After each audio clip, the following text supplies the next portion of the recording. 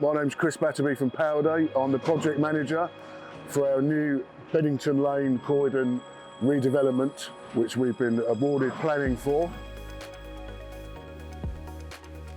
We can see here phase one of the work, which consists of the demolition of the business we bought next door, which was a former scrapyard.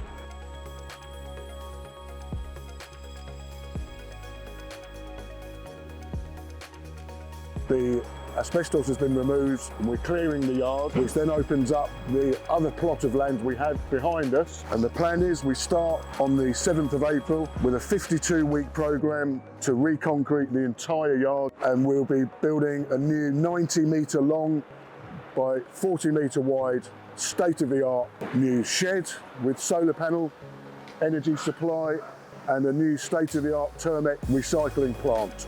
In the meantime, during the works, when we have to safely shut this site, we should be relocating half a mile up the road to the ex-Hinton's yard at 112 Beddington Lane, so we can continue our waste services to our clients. This site was fun to go off. There was some artists, wool in the shed over here, and we'll be using this site for about 1.5 years until the new site's ready.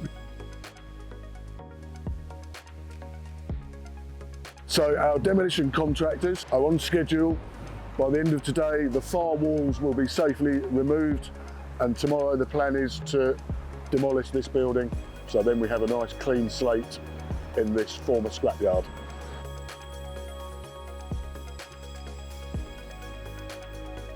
Phase 2 is due to start on April the 7th, when we move into the main yard we can see here, take down our existing building, and then start all the concrete substructure works, energy supply, electrical supplies, new transformers, so it'll be a bespoke state-of-the-art recycling centre.